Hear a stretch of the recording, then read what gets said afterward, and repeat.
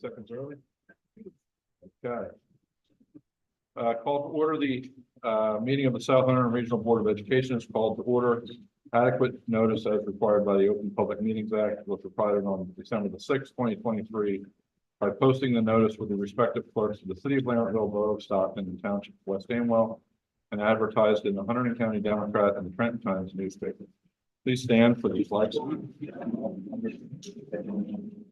Pledge allegiance to the flag of the United States of America and to the republic for which it stands, one nation, under God, indivisible, with liberty and justice for all. Okay. We'll do the swearing in before we do the roll call. Yes, we do. So at this time, we have a new member. Welcome, Aaron. Thank you. Aaron was appointed at the last board meeting, and so we're going to have Aaron, I'm going to have you stand, Okay. and I'll have you read the oath of office. Okay. Right hand up. Yeah. That's fine, sure. I, Aaron O'Leary, do solemnly affirm that I will support the Constitution of the United States, the Constitution of the State of New Jersey, and that I will bear true faith and allegiance to the same and to the governments established in the United States and in this state under the authority of the people. I, Aaron O'Leary, do solemnly affirm that I possess the qualifications prescribed by law for the office of a member of the Board of Education, and that I am not disqualified as a voter pursuant to NJ Revised Statute 19:4-1, nor disqualified due to a conviction of crime or offense listed in the NJ Statute 18A:12-1, and that I will faithfully, impartially, and justly perform all the duties of that office according to the best of my abilities. Very good. Congratulations. Welcome to the board. And with that, we'll have our board roll call. Jennifer Batchelor, Here. Martha Dennis, Here. Gina Pichetti, Here. Brian Keys. Here. Kevin Kowaleski. Here. Aaron O'Leary, Here. Michael Strauss. Here. Ronnie Todd Marino, Here. Jim Gallagher. Here. Next up, we have our report of the student representatives of the board, Mr. Graver. Hello. Okay, first is our sports. Our football team triumphantly ends their season with a 38-7 victory over Denellen, making their final win-loss score 4-4. In our most recent game, Ed Cooper scored 6 touchdowns and 279 yards rushing in one game.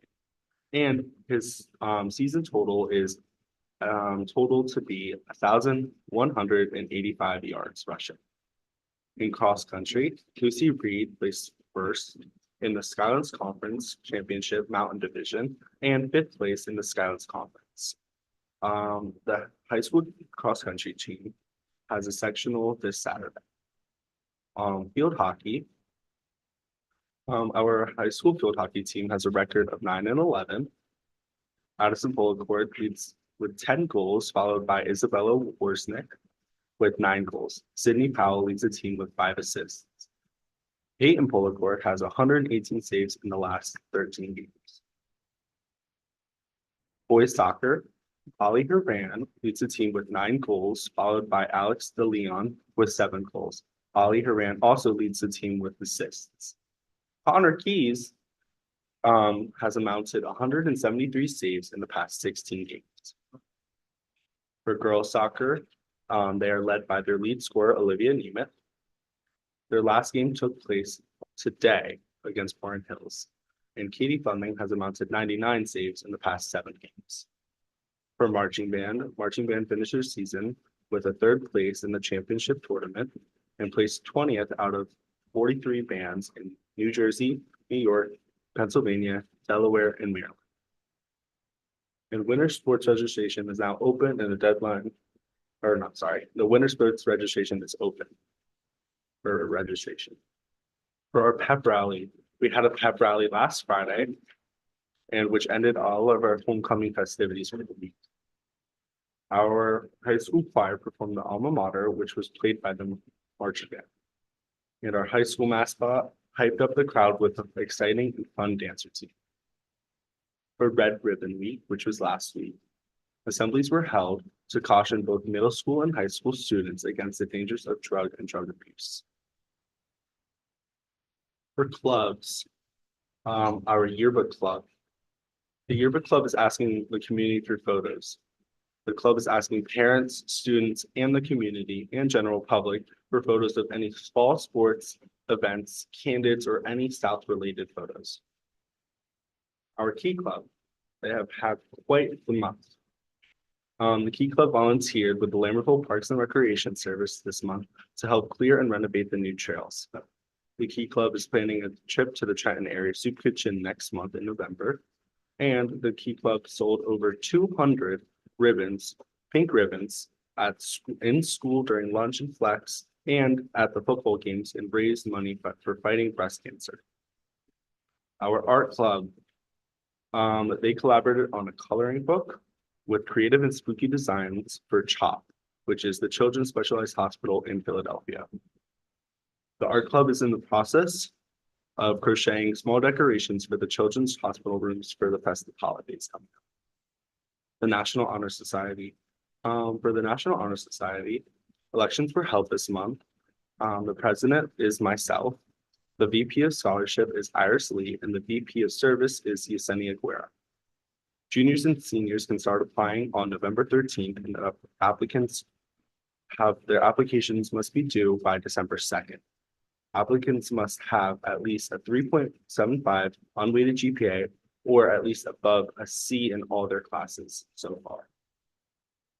The musical, the South Hunterdon Players is putting on a production of Matilda, the musical, this March 2025. The Players previously hosted 2 workshops for interested students, one for vocal and one for dance. This year, this musical is under the direction of Laura Costello. Auditions for the musical will take place Monday, November 11th and Tuesday, November 12th after school. The South Hunterdon Players is also hosting a cabaret entitled Broadway Cafe, serving you music and dessert. This cabaret will take place on Tuesday, November 14th. Tickets are on sale at cur8.com or curate.com. All lowercase, no space. And then once you get to the website, you search South Hunterdon. For our Music with the Mission concert is this Wednesday, October 30th. The South Hunterdon Music Program is in partnership with Fisherman's Mark, who's a local local fundraising company in town. The music program is asking anyone in attendance to please bring items for Fisherman's Mark. Fisherman's Mark is looking for baby products such as diapers and baby wipes, and also body soap and lotion. And homecoming. So last Saturday, our homecoming dance occurred, and the royalties for freshmen, sophomore, junior, and seniors go as for freshmen, Kellen Healy and Jessica Martinez, for sophomores, Tucker Hicks and Lauren Zanuga, for juniors, McKenna Healy and Lucy Reed, and for seniors, Alejandro Ramirez and myself. That's it. Oh, very good. That's a very comprehensive report. You did leave out one thing. You are the, Mr. Graber is the, drum major? Oh, yes. For the band. So For the congratulations on the Thank you. successful competition. Thank you. Well done. Any questions from the board? Okay. So you can go whenever you've got homework or anything, you can go anytime that you want to go, but thank you for the great report. And we'll move on to the PTO. We'll start with the PTO. Is there a PTO report this evening?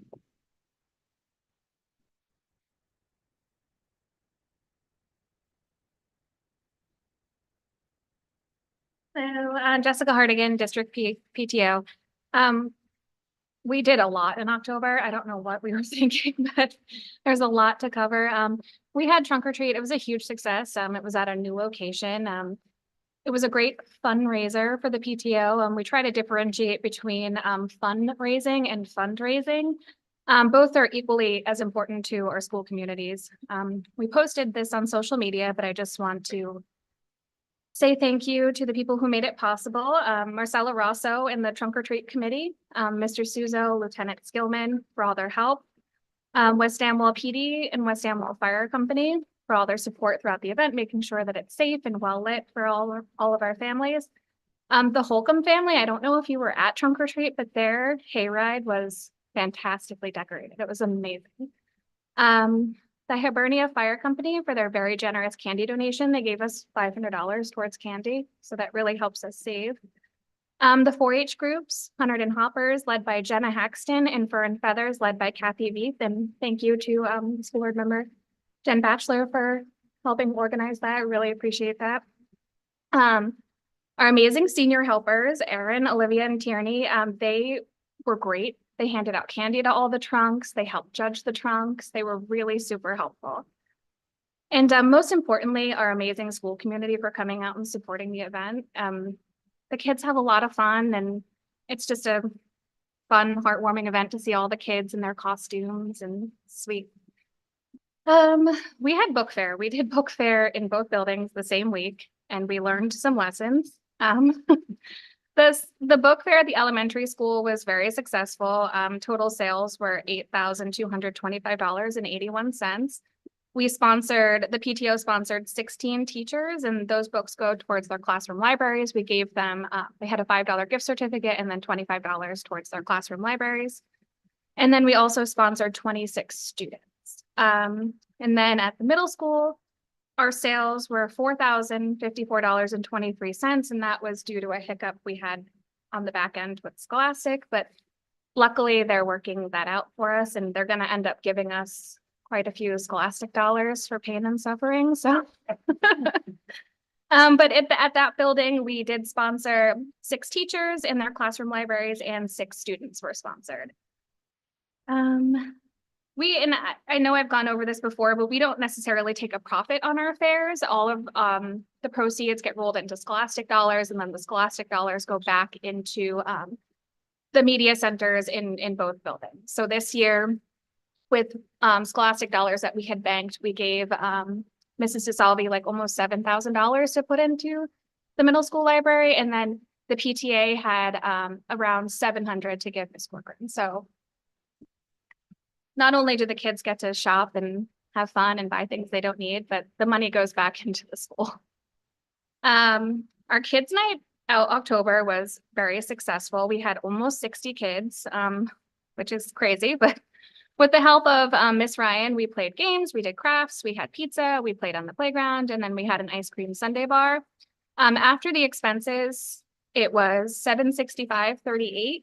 And year to date, we're at $1,750 for Kids Night Out. So they're really important in helping us raise funds, and stuff like that goes towards assemblies. Like we're doing a fire and ice assembly at the elementary school. So it's just helpful to bring that in. And you guys, parents, get a night to themselves. Our clothing drive started today. It runs until November 10th. Drop off is in front of the painted hallway at the middle school on location. You can look out for a flyer. We'll send one out on Parent Square, and one will go home and backpack mail in the lower grades. But please note and share the word. The company that we work with, they do not shed or shred any items. They don't shred clothing. Everything is sorted and it goes where it's needed the most. And the PTO gets 20 cents per pound. And then certain items like bikes, they have a dollar amount, like a bike is $4. So you can clean out your houses and your closets, and we get lots of money. This has always been a 6th grade fundraiser, but now that that's not necessary, we'll roll it into the PTO.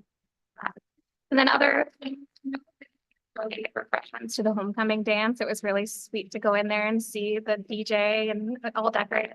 Really great job. And if there's ever a need at the high school, middle school level, we're always happy to help. Just ask. And our board is Leslie Darling, Laura Brewer, and Quinn Hoffman. So if you ever need anything at that level, you can always reach out and they'll help you out. And we're also going to be donating refreshments to the semi-formal, I think, 15. Yeah, in November. But that's it. Thank you for your time. I have a question.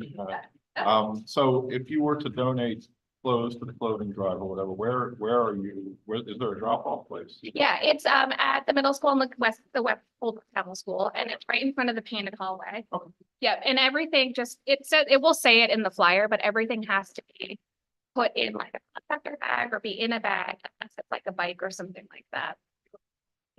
Thank you. Does it start? It actually starts. Oh, perfect. Yep, Good. yep. I got a lot of bags. All my bags and stuff. I've been waiting for it. Good. Do they take books also or no? They take stuffed animals too. That's. Anything soft, I think, right? Okay, good. Do we have an LEF report?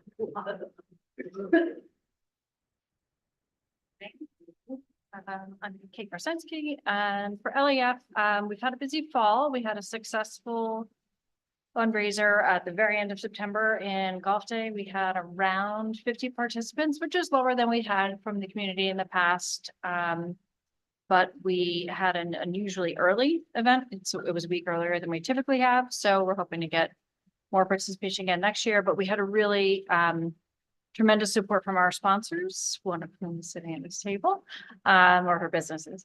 That was great. That really helped raise funds that we will need to support the grants throughout the year. And our sponsors were identified and thanked on social media very heavily in the fall, and we just would ask the community to support them. They're supporting us and everything we do here. And the more you let them know that it was important to you as you spend your dollars in town and around the area, that certainly helps keep them coming back. So that was really the key to the success of that event. Then we had one grant that's underway. We'd love to hear from the district when the instruments come in, but this was a grant put in by the 4th grade music teacher to buy various musical instruments that are appropriate size for a child's body, as opposed to our past approach of having them rent adult-sized instruments. And if anybody's ever seen their child, or Luke, for example, lugging around an enormous instrument as a young child, they tend to get left behind because they're very heavy to bring home. They get not played. So this is a new approach, and LAF supported that. And it was a significant sum of money to buy all those instruments to supply the whole grade, but we appreciated that she came to us and we were able to help out.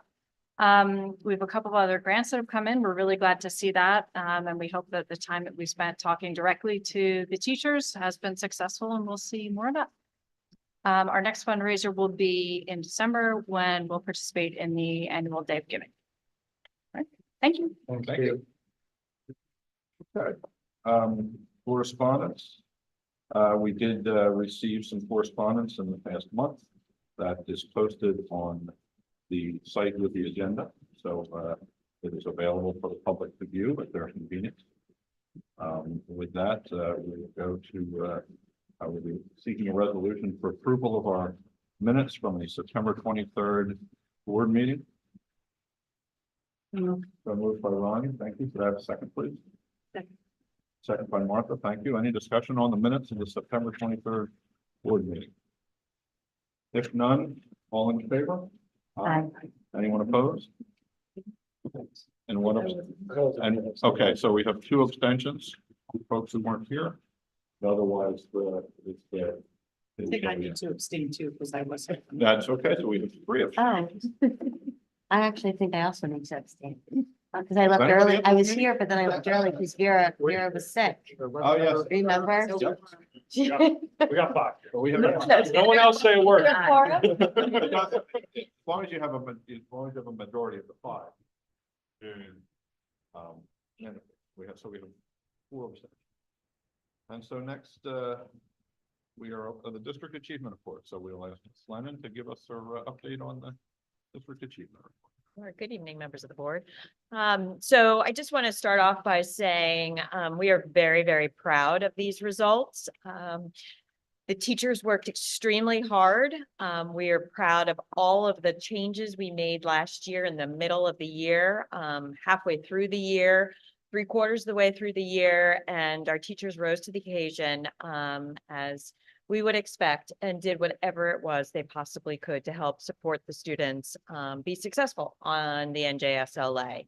These are tests that are given once a year in May And they are lengthy, laborious, they're rigorous. And it was never a question that our students couldn't achieve or perform well on these assessments. It was the fact that we didn't have all the resources at the right time. And so as you've been following this year, we really put a lot of those initiatives in place. But with that being said, there was a lot of things we did last year to make some changes on the go. And that's really hard when you consider some of the environmental challenges we had with the Jesus School and Lambertville on location.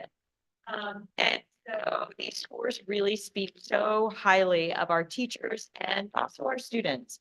I also want to thank the board from the curriculum committee and all that you did to support us in these changes, as well as the rest of the board members, because we did a lot. And you'll see tonight that we still have work to do for sure. But we are moving in the right direction. And I think that's the most important thing to start with.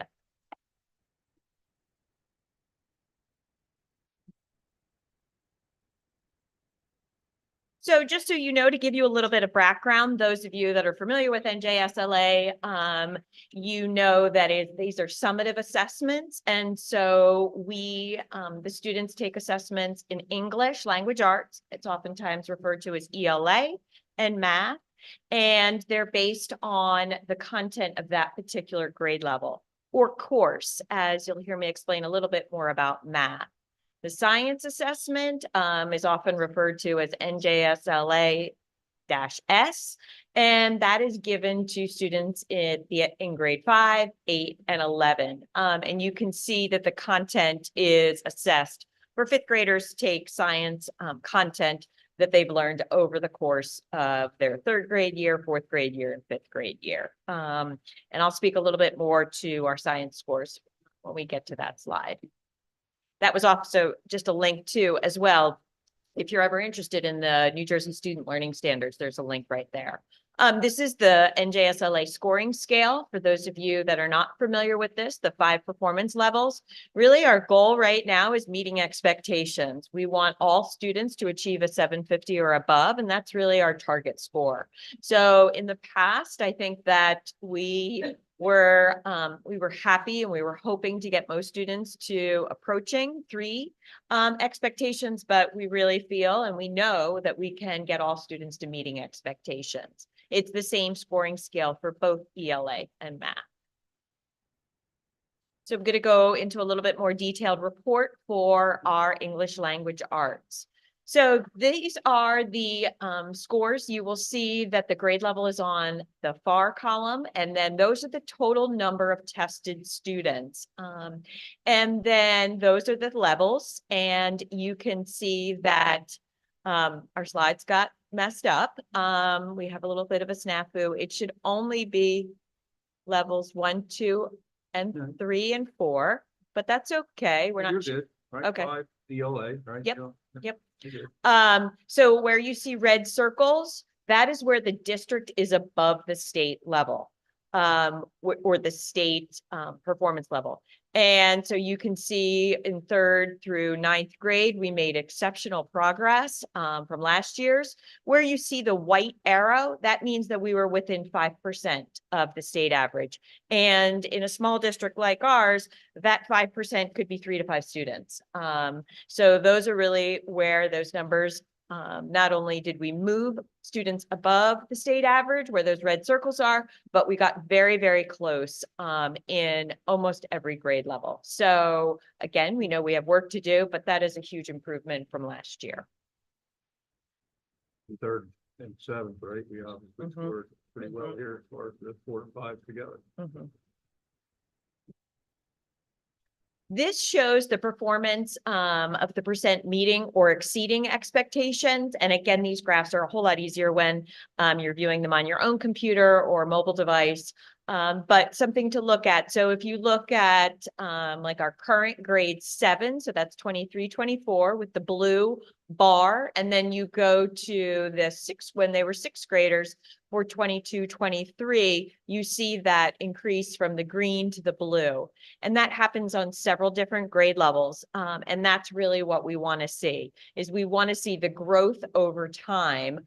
And this shows you also what our 3rd graders did in 21, 22, 22, 23, and 23, 24. So you can see that overall growth in 3rd grade, in 9th grade, in 7th grade. Even though there's not the growth in the 6th grade, there was the growth from the previous year. So again, as I said, that's a lot to celebrate. And those are the students that are meeting and exceeding expectations. This is one of our favorite graphs to show because it shows the student movement in a performance band, not a scaled score. So that means students who might have been approaching expectations move to meeting expectations. That means if a student met expectations, they moved to exceeding expectations. And so we broke the graphs down. You can see by grade level. Again, it's a little bit challenging to see, but certainly if you have further questions afterwards, I'd be happy to. But you can see that our students not only moved to meeting expectations, but then also they either stayed the same or they went up. And that's where those color coding, you can see the key at the bottom.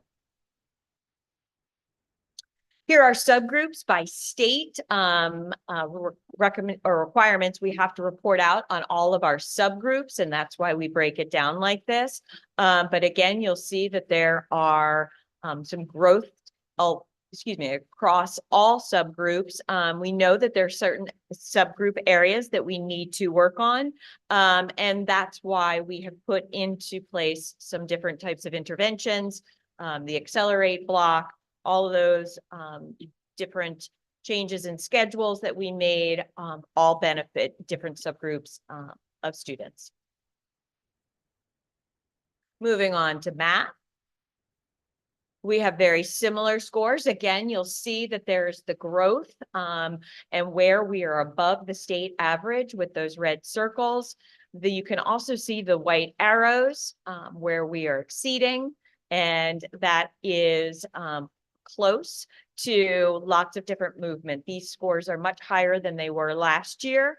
And we know that we have work to do in math at the high school level, for sure. Our focus last year was really on looking at our elementary and putting those interventions as well as initiatives into place. And our focus this year is really looking at the high school programs. And again, you can see our numbers are very small for geometry and algebra 2.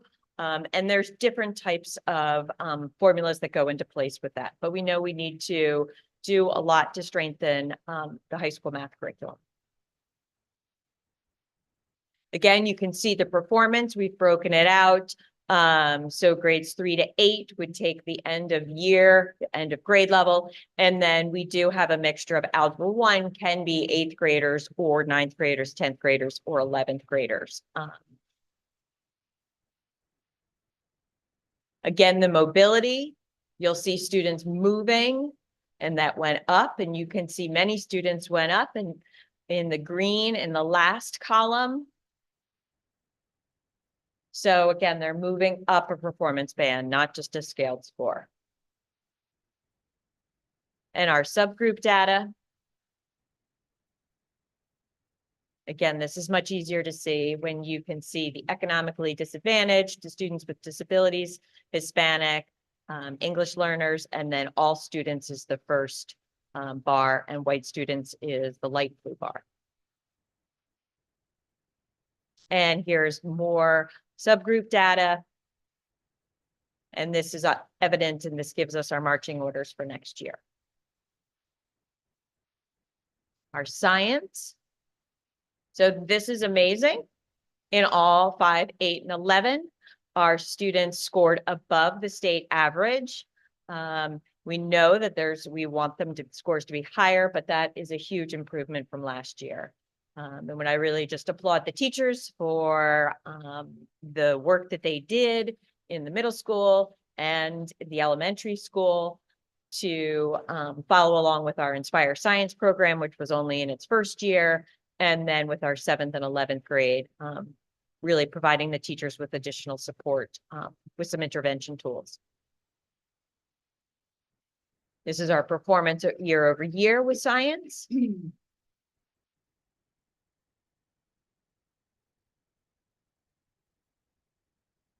And then our subgroups.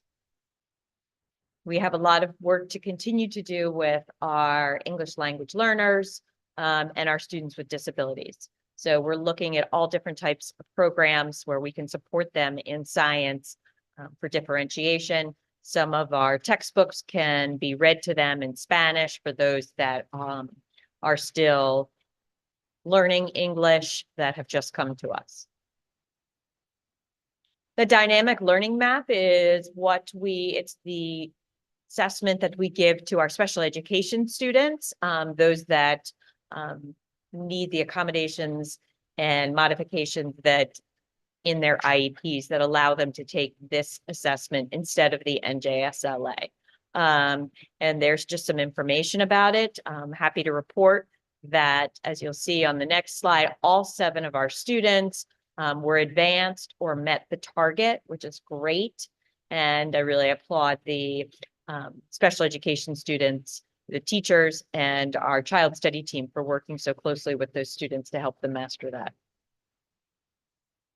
And so here's the next step. So as we look at what we're going to do this year to continue that upward movement, we are going to look specifically at that data. You've heard me talk a little bit about the data and how we're using it this year. We had a lot of data before, but I'm not sure people looked at what was important, or it didn't apply, or it didn't align with what we were doing in the classroom.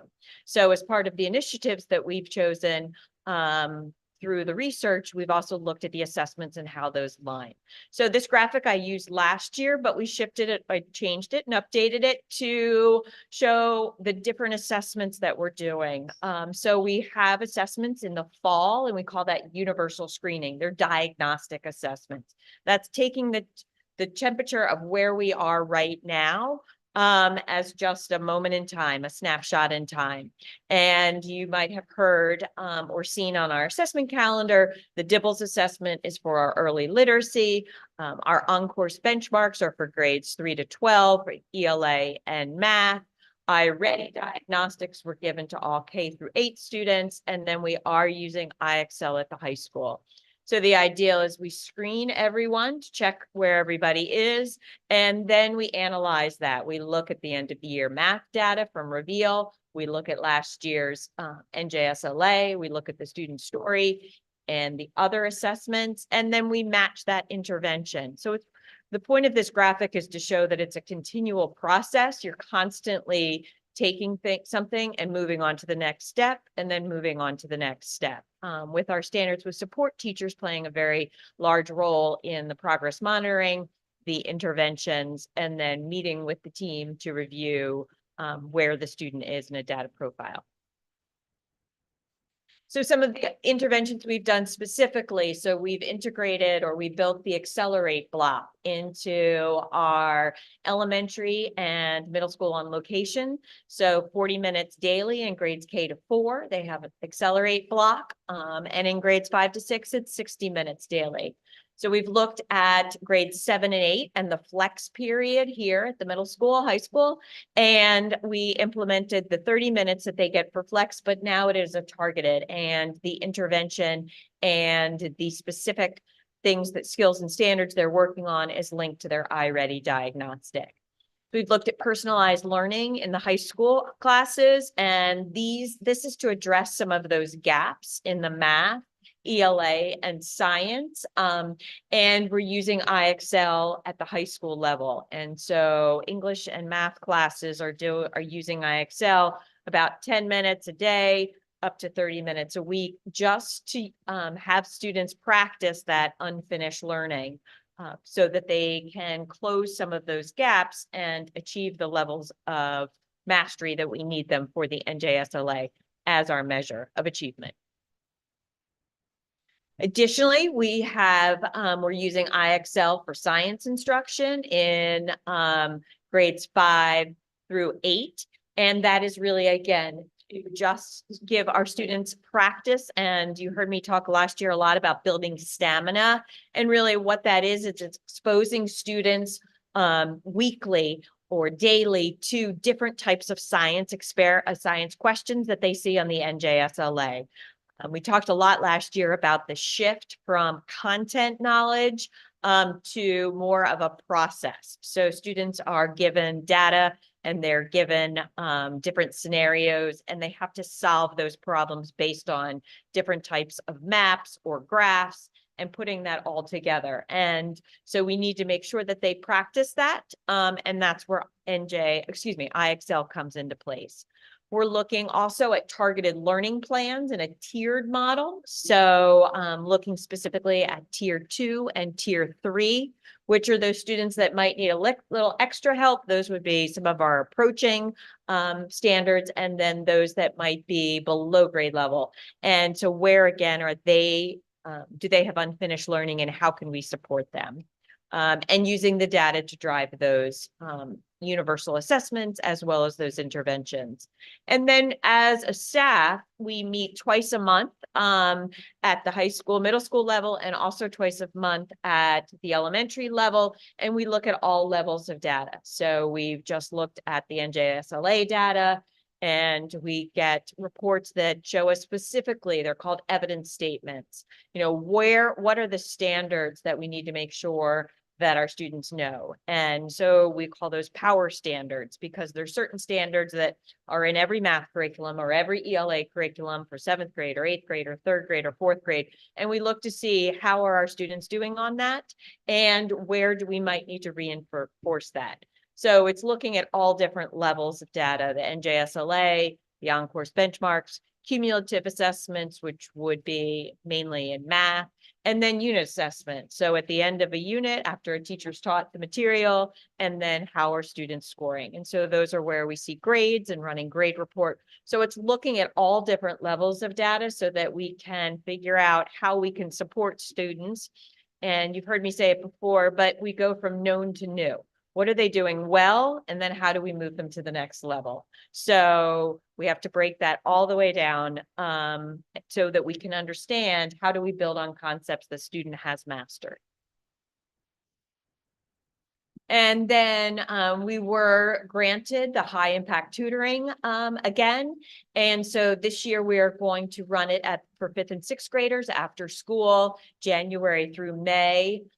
Because we really felt like those grades were ones that, based on NJSLA scores and some of our assessments, that those are the grades that we really need to, that are what we call our cusp students, those that are right on that approaching, and how can we move them to meeting expectations. So we're excited to do that in a smaller targeted way for those students January through May.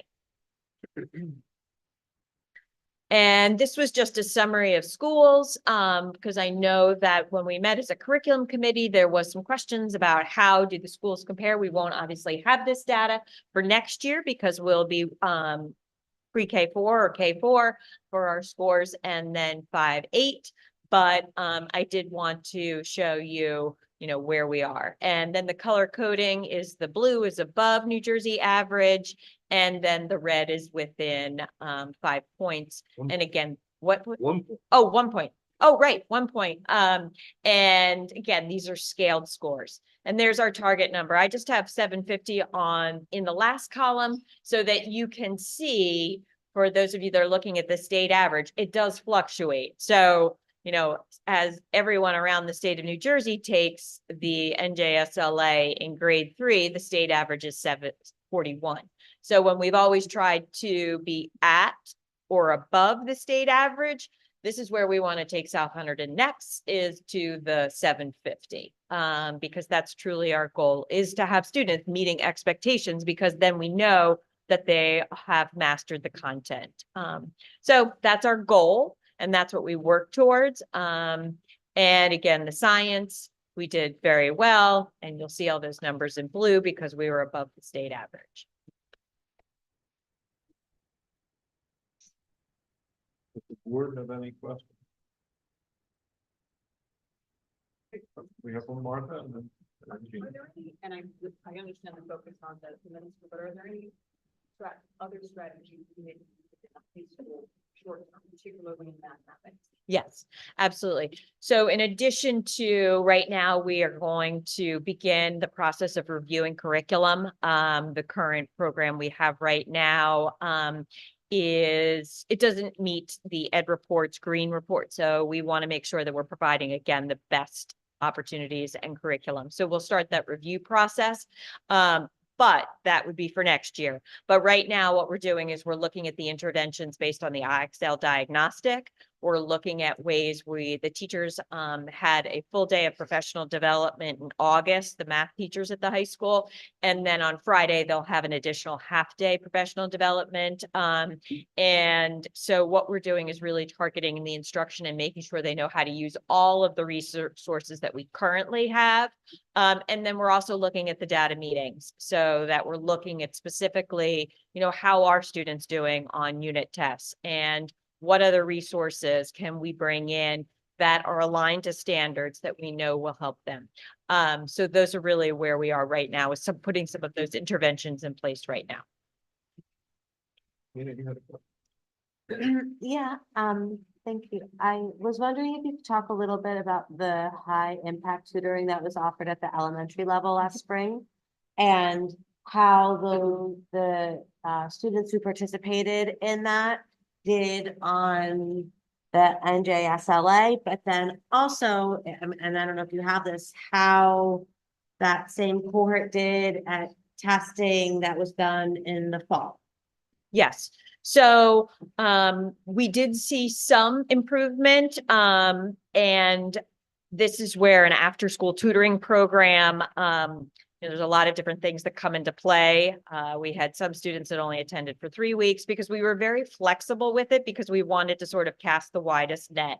And so anyone that wanted to come, whether it was 2 weeks, 3 weeks, or the entire time, we allowed that. So there were a lot of variables with the data. We saw improvement in their scores, and it was varied because we also opened it up to special education students. We opened it up to anyone who could come and we could provide support. So yes, there were some increases.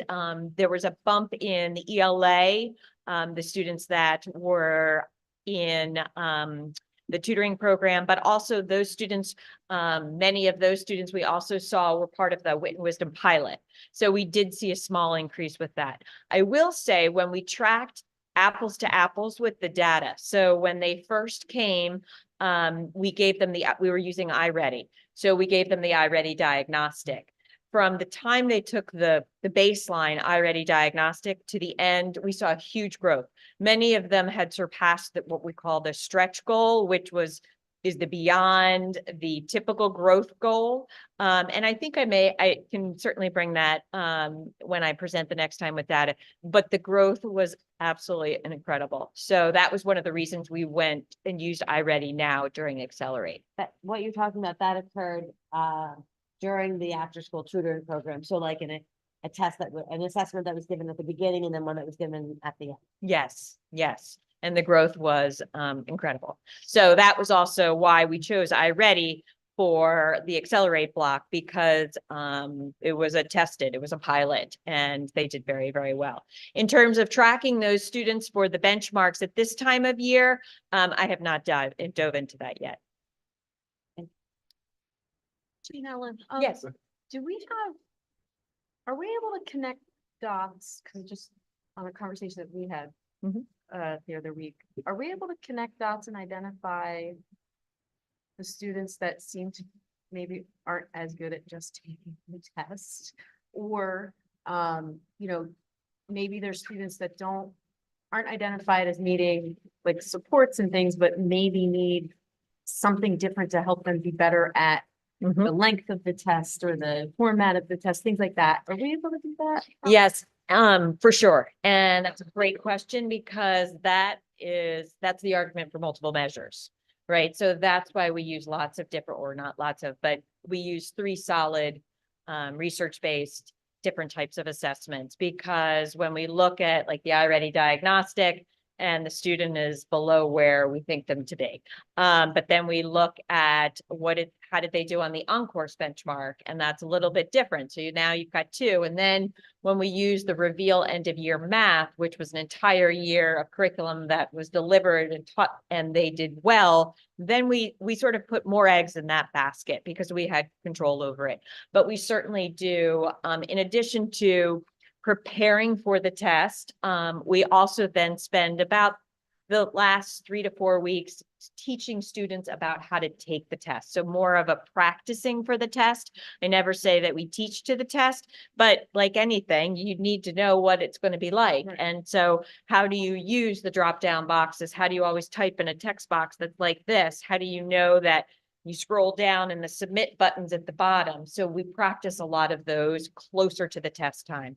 But with the iExcel and the iReady, a lot of the reason that we choose these programs also is because it gives those tech features throughout the entire year. So not only are they getting used to the content, but they're also exposed to the tech features.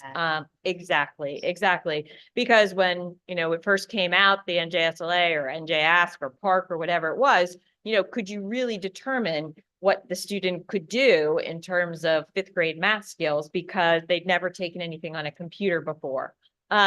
It goes both ways because we want to be able to have them, do the math on a piece of paper or write in a journal and that kind of thing. So we have to balance both, but we do spend some time on it. Great question. Does anyone else? Kevin? Yeah, so as far as like the preschool program, we were able to offer 5 classes now, possibly 6 next year. What kind of impact do you think that'll have in a structured setting in our district for the test scores once they hit 3rd grade? I think it'll be, I think that sets a wonderful foundation. I work very closely with the preschool teachers in Dawn Roads and our kindergarten teachers so that we have programs that are aligned. So it's not a completely different type of program. We've actually incorporated some of those, the foundations and the Haggerty into preschool so that students have a familiarity with it. I always speak about coming to kindergarten and, oh, my child can read, or, oh, they know their letters and colors. And I'm like, that's great because they're going to be walking into a brand new school. They're riding a bus or eating lunch in a lunchroom. Won't it feel good that they sit down and know how to read? So I think there's building on, it certainly is building on each other. We do, since we're so small, we have the opportunity to do vertical articulation meetings. So our preschool teachers will meet with our kindergarten teachers will meet with the preschool. So having those 5 classes of students that already know South Hunterdon and all of these other structures in place, I would think that it's a great opportunity for everybody. Benefit Yeah. the student, I mean, I know the administration's working really hard and everything, but it'll help benefit the students. I mean, I'm not in education, but I assume the earlier you get them going in a structured program, the better off they'll be as they start Absolutely. taking these tests and Yes. moving up the line. Absolutely. Right. Yeah. Thank you. Any other questions from the board? I want to follow up actually to Kevin's question, but before I do that, I just want to say congratulations on this result. I think if I've ever seen anyone hit the ground running, you were an example of that last year. Thank you. And I did want to say thank you to our teachers who have been so incredibly flexible, and this has been a crazy last few years for our district. And also to our students, I think the one thing that I heard over and over again in the tutoring program was celebrating the successes. And last year was the first time I've ever heard about a pep rally prior to test taking. And coming off a pep rally last year or last week for the football game, I think that is an incredible thing to be doing. So thank you for that.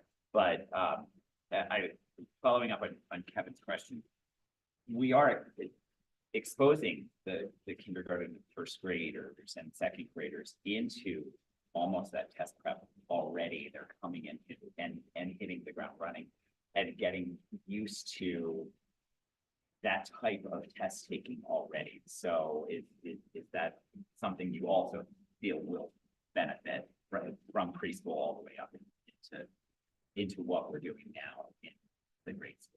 Absolutely. I think anytime that we can see consistent programs, structures, schedules, K-8, it only builds on each other because the language, it becomes the same. And so anytime we can have those through lines, I think it's amazing. It's all the reconfiguration, right? When you have K-4 teachers all in the same building, and the preschool teachers may all be in the same building next year. They may not, but they're all can work together. And that's where the strength in numbers comes into play here in South Hunterdon. And then our focus then on 9-12. How can we support the growth of our programs with also raising our academic achievement? So they all go hand in hand, while also supporting the social emotional pieces and making sure that we have time for those.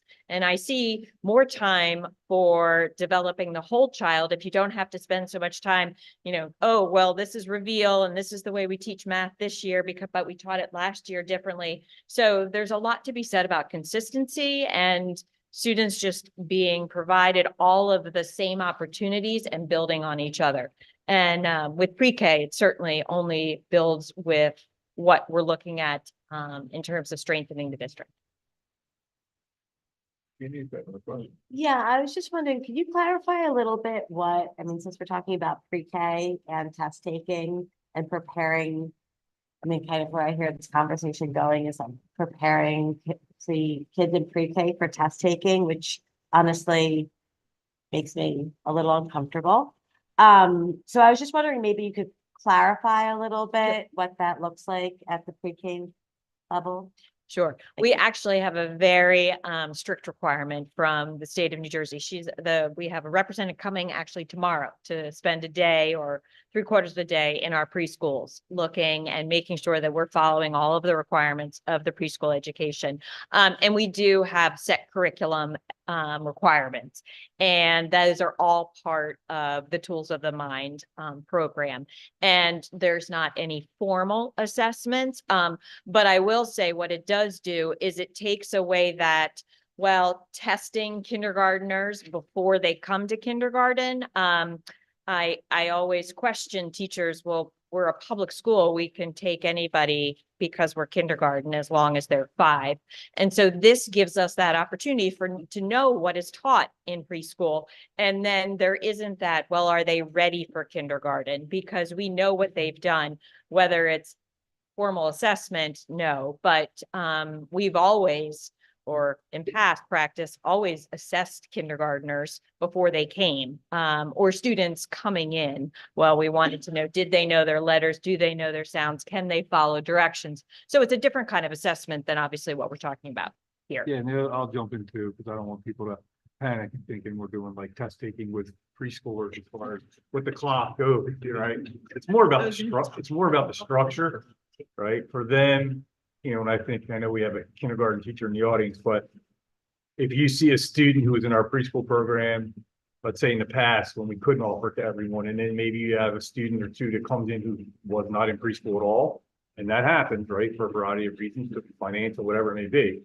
It's like night and day, right? And it takes a while for that student, beyond the academic piece of kindergarten, just to get acclimated to what it's like to be in school all day long and all those structures and different things. So I think beyond the academic piece, that other piece of it, we see much more of a smooth transition. I think our having conversations with our kindergarten teachers, they've already shared that they've seen a big difference of our kids that are kindergarten readiness now than they might have been 4 or 5 years ago, which is important. Sort of like triple up.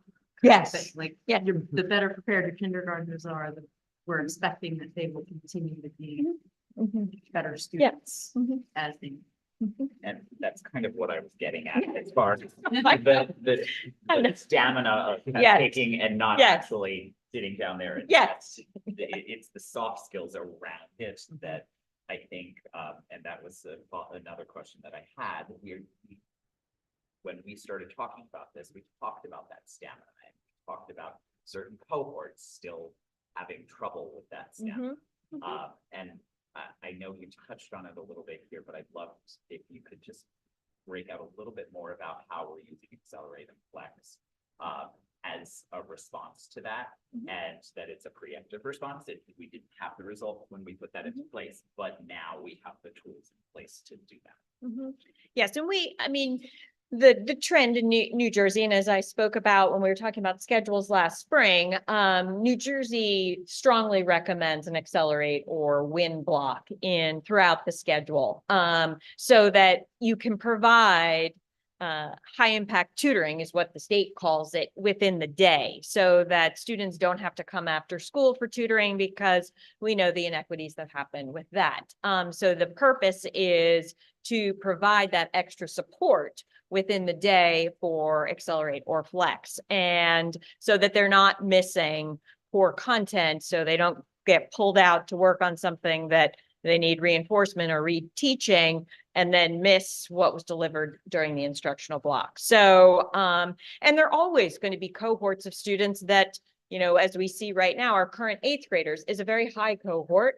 And then we look at other cohorts that aren't as high. So it's the makeup of kids. We're dealing with students and so it allows us to shift where our focus is on different grade levels, just like, you know, as a classroom teacher, you're going to have some grades that are just, or some classes you're like, wow, this is like magic. It's just happening, where others you're like, okay, I've got a lot of balls going on here. Where am I going to start? So I think the Accelerate and the Flex provides us with a way that's built into the structure to set the students up for success so that we can then go ahead and meet their needs. Again, we're reiterating and we're pivoting and we're changing a few things up with Flex because it's hard to get it right with middle schoolers and high schoolers, but we're going to keep trying because we're committed to that. I think we've done a beautiful job at K4 and finding the sweet spot for how Flex and the students are getting speech services, or they're getting band, or they're getting ESL services, or they're getting standards with support, or they're getting enrichment. So it works both ways and it works on both ends of the spectrum for our students that are gifted and talented, as well as students that may need some extra support.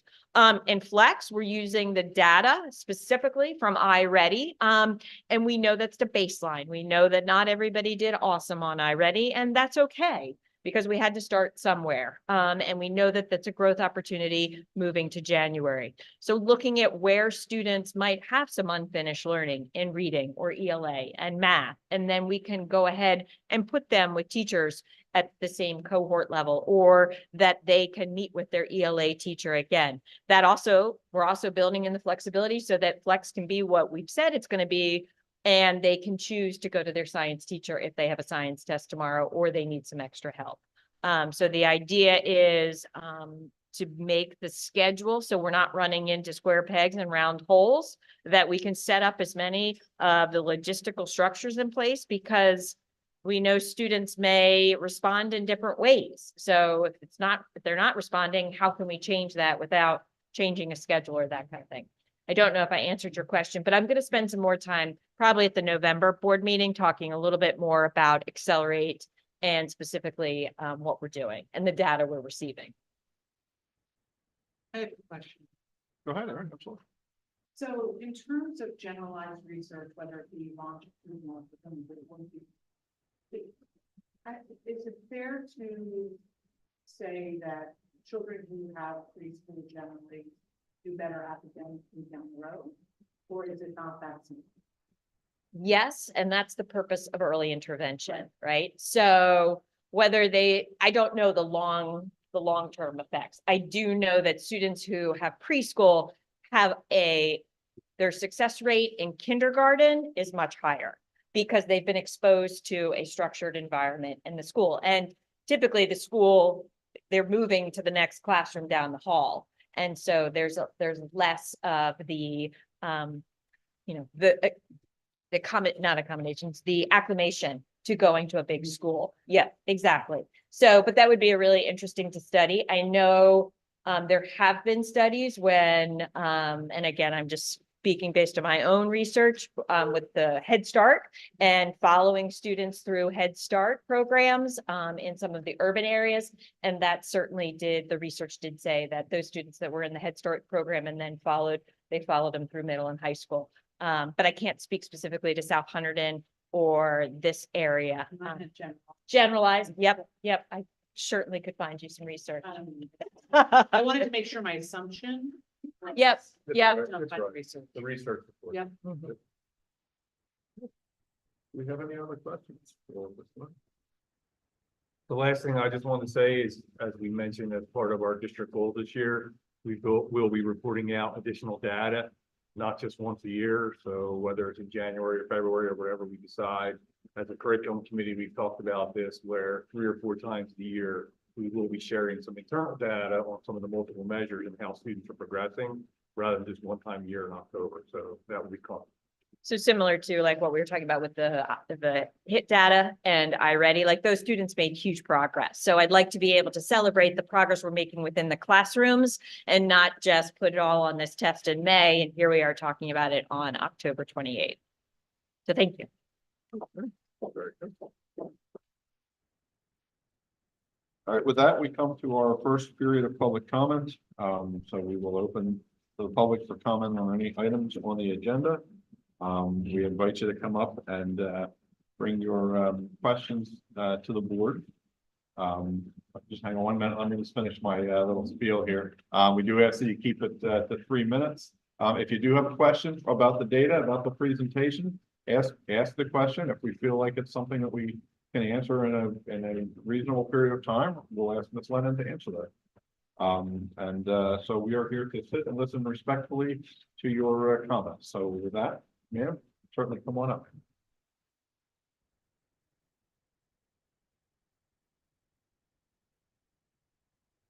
Hi, I'm Robin Deal from West Admiral Township. I want to piggyback on Lucas's report at the beginning because I was one of the 50th anniversary students who came Friday to the football game. And Lucas was one of 4 students who gave a tour of the school.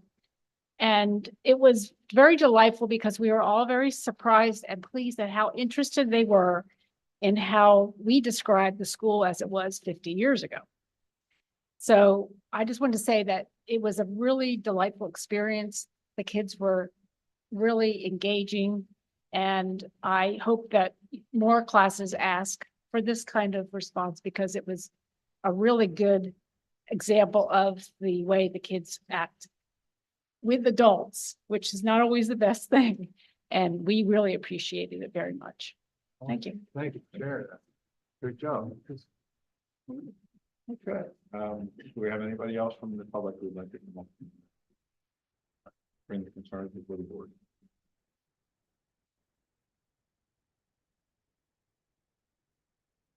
If we have no one at this time, do we have anyone online? No. Okay. So if we have no one else at this time, there will be another public comment period at the end of the meeting. But we will close this period of public comment and we will move on to our committee report. And we'll start with the building. Thank you very much. You have a great evening. Homework done.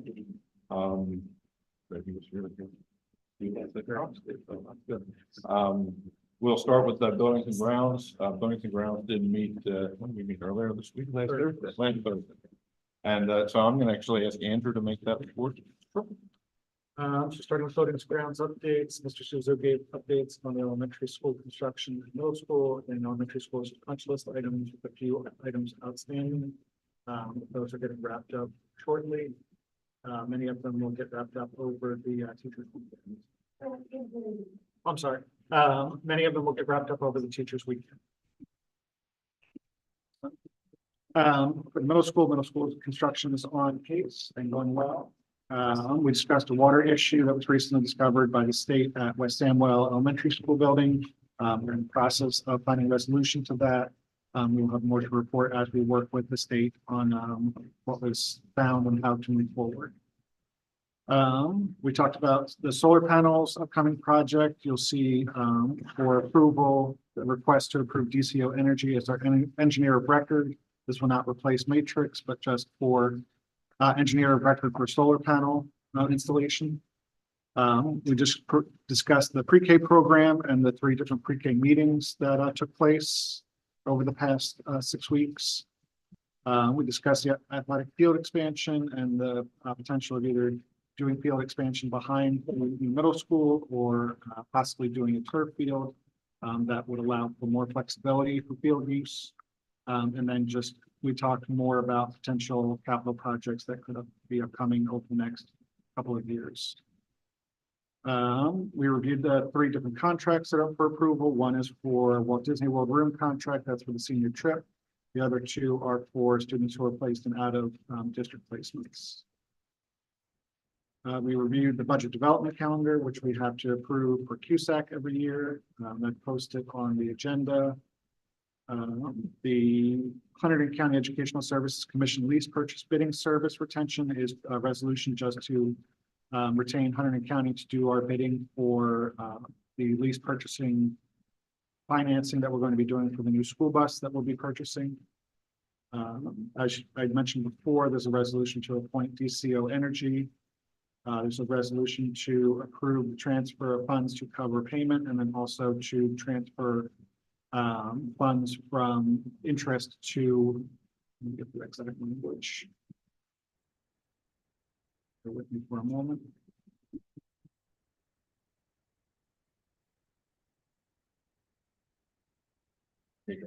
I have it, sorry. Must go to the, so the interest must go to the general fund as interest as income or go to the debt service fund. Superintendent's recommendation to move these funds to the general fund retroactively, and that will include any future arbitrage.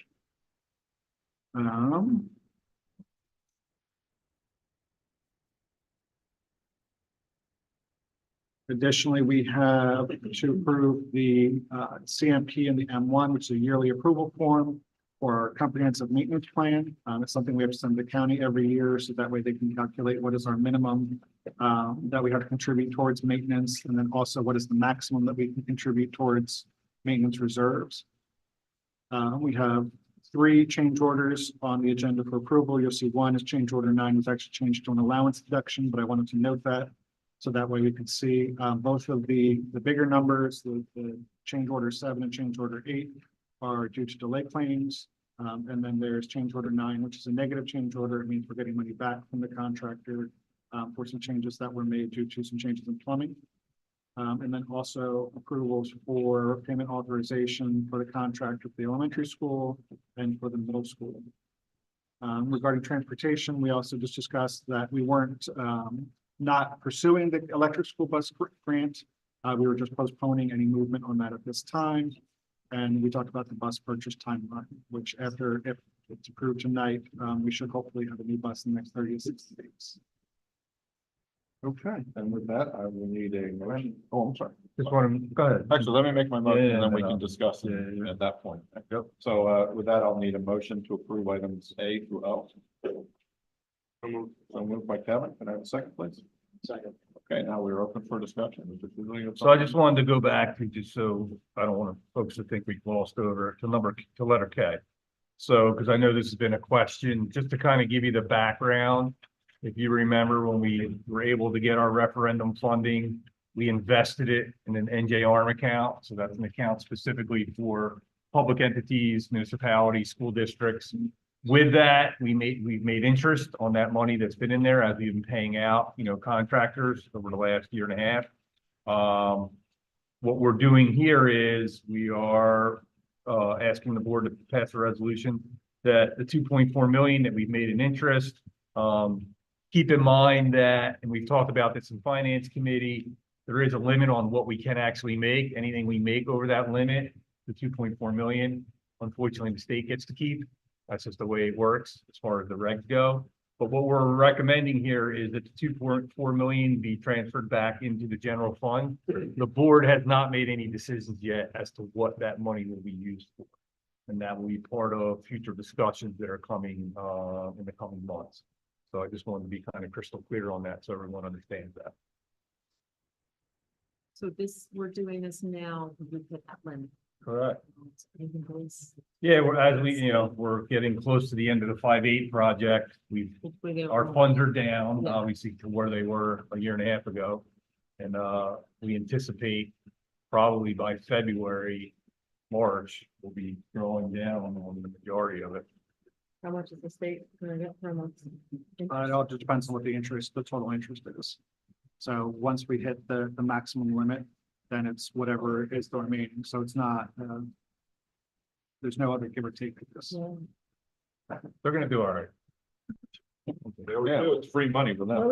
interesting, well, the rates being, will that, it's locked in. We're kind of locked in. It's based off of the amount that the referendum was and what the interest rates were at that time. That's how arbitrage is calculated. Does it at least go to the education fund?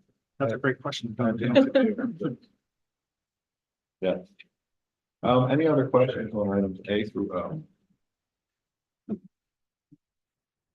I would note the payment, or the payment here, this is already, it's just the number item N. Just $12,000 kind of reflects that we're completely wrapped up with our elementary school project.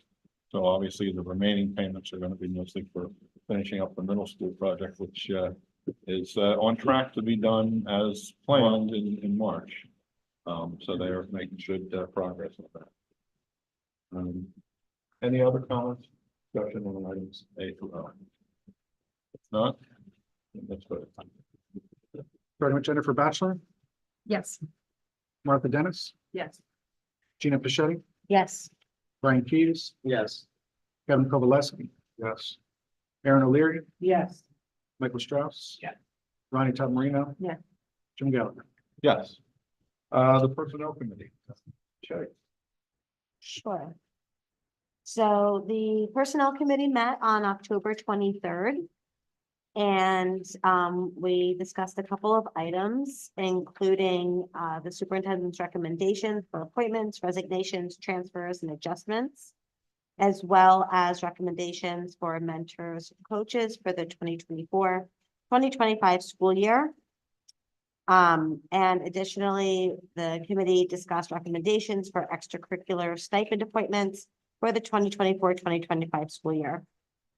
Additionally, the committee was informed of current openings in the district for the current school year, which consist of kindergarten and fourth grade teachers, which are Eve replacements. leave replacements that will go until through the end of the year. And additionally, a paraprofessional at the elementary school. And then finally, we discussed the Teacher of the Year nominations, which is currently underway, and they are due November 15th. And so all are encouraged to nominate favorite teacher. So with that, I would like to make a motion to approve the items set forth. Items A and B. Yes, A and B. Okay, so moved. Can I have a second on items A and B? Second. Second by Ms. Spafford, thank you. Any discussion on those? Yep. I would note, I'm happy to see Thomas McClellan had been teaching here before. He left his position to complete his education degree and is now being hired back as a special education teacher. He's a South Hunterdon alum. Mrs. Little and I have I feel like I have to tell this story. Mrs. Little has a son, Thomas Little, who played sports football with my son. And when Thomas was a student here, he coached as a volunteer coach of the Ramblers football team. And so we had Thomas Little on the team, so all the kids called him Thomas Big. Anyway, I'm glad to see that he's coming back. I think he's a great, kids respect him. He's a good coach, a good, fine young man. So with that, if there's no other comments on the personnel, let's go. Starting with Martha Dennis. Yes. Gina Pichetti, Yes. Brian Keys. Yes.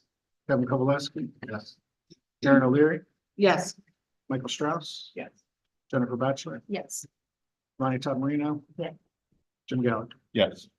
Curriculum and technology. Okay, so curriculum and technology met on Wednesday, October 9th, 2024. Briefly discussed Professional Development Day, which is November 1st. One of the topics that was discussed is AI for education. I'm using AI as a purposeful tool, a purposeful application for education enhancement. And the discussion of ethical implications of AI, teaching students, teaching students to use AI the right way. Focusing on academic integrity and responsible use in educational settings. Other part of the day, groups will be formed based on grade level. And topics will include wit and wisdom, lesson study, big ideas math, great mind, and how to access and use online resources. The majority of the meeting focused on the district achievement report. I'm not gonna go through, you had a great presentation, so I'm not gonna go back and rehash any of that. So that's really all I have. Okay, and there's nothing to move for technology this month. So, let us go to the policy committee. Sit down. The policy met on October 2nd. Everything was on a first read with a focus on the policy and regulations associated with physical examination for the teaching and support staff. The specific reason for the review were changes related to tuberculosis screening. So that the policy states that the district follows the current New Jersey Department of Health guidance for screening, and that way you don't have to go in and change things every time that guidance changes. But we went in and reviewed the policies fully, to see if there were any changes that we felt needed to be made.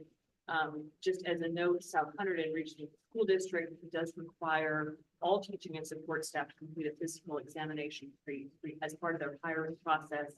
We confirmed that a standardized form is used, which is provided to and retained only by human resources, and the text will be updated to reflect human resources role.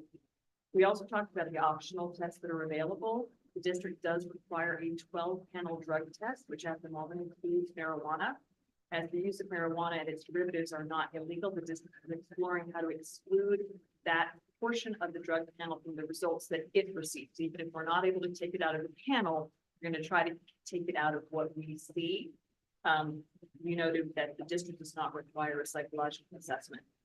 We also took, as we discussed at the board meeting last time, we did a corresponding review for the regulation on student suicide prevention to make sure that the language associated with notification referenced contact as opposed to having a physical meeting. So that corresponding change has been made.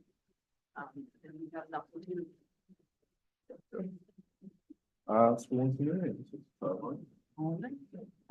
In school and community, we first received a status report essentially on the Accelerate and Flex program. Ms. Lennon joined us and talked about what has been implemented. And one of the things that I think is important to note is that our students always get assessments, like there's benchmark assessments 3 times a year. In the past, the first assessment in September was in the first week because teachers gave feedback saying that that was too early. Now they have a full month to complete that. And all of the students have completed that initial assessment.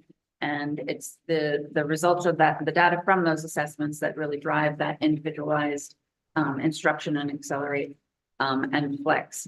As Ms. Lennon stated, there will be more information provided at the November Board of Ed meeting, just to help people to better understand what's happening in those periods.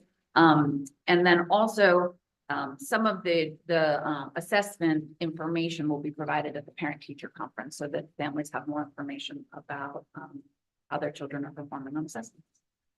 We also discussed the after-school programming at the elementary school, which has been facilitated by the PTO.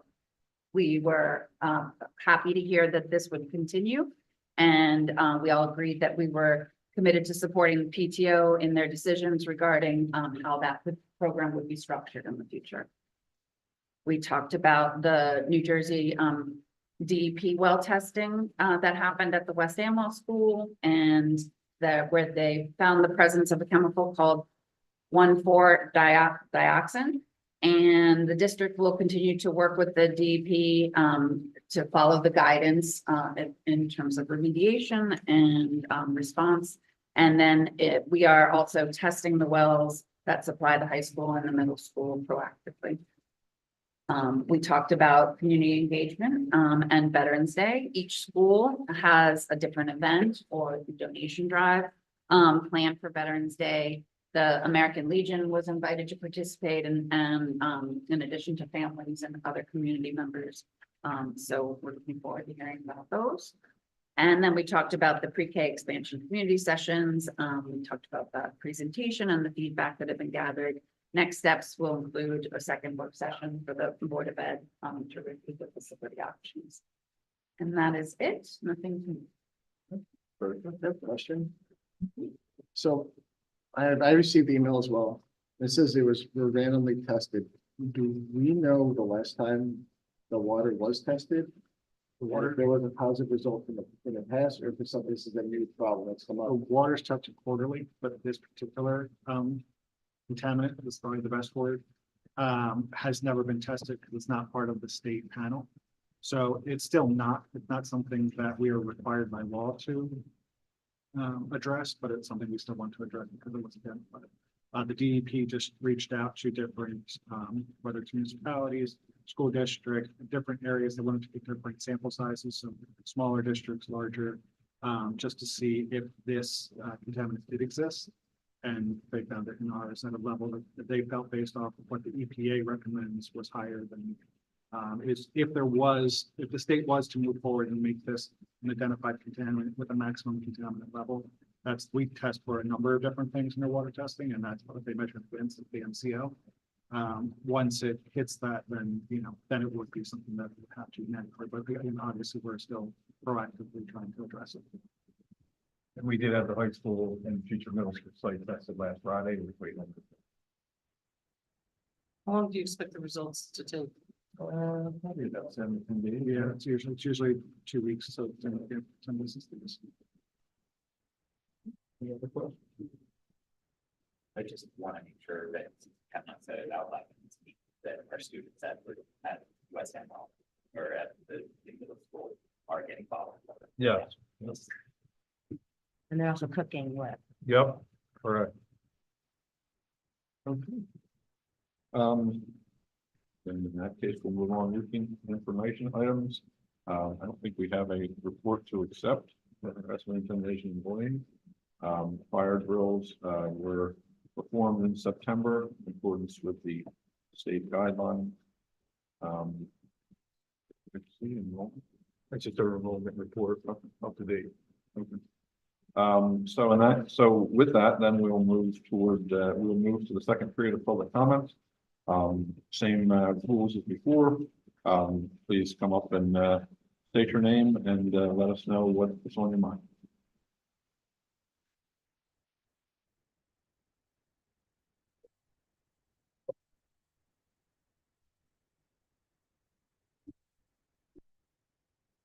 Hello, my name is Andrea Little from West Amwell Township. I have appreciated the last month of learning from the preschool sessions, so thank you very much. I was able to attend 2 and listen to the other one. And it was just really good to hear some of the questions that other people had to say throughout all of them. And as I was listening to them, a lot of new questions kind of came up that I'm hoping that we can start receiving the information on as you start proposing more of your options on the decision that you will be making. The sessions outlined the options, but there were some details that would be needed for an equitable decision on behalf of the residents represented by this board. Some of the decisions will take place this year based on your planning schedule for the budget beginning in early January. West Amwell at this time should only be really needing maintenance mode for this year. It is known the building requires updates, plus in order to facilitate staying open to students. The building was deemed not worthy, and it was mentioned many times. The state does not issue unlimited funds. That was something I learned on the 3rd meeting for the preschool program. Each student this year was warranted a grant of $14,748. And I believe that's called a grant for that for this purpose.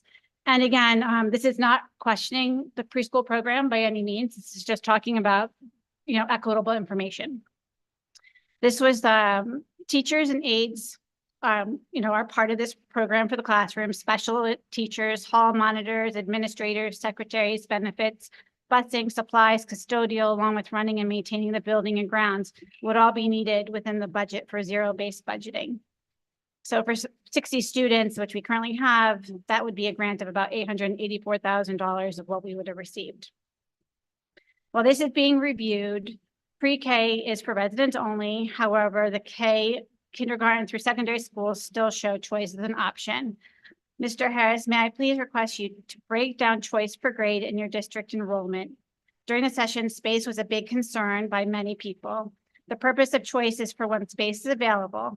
I suggest choice only be considered for high school grades, considering each seat counts. We do not build schools for choice students. The stipend for choice is less than what it costs to educate students in the district.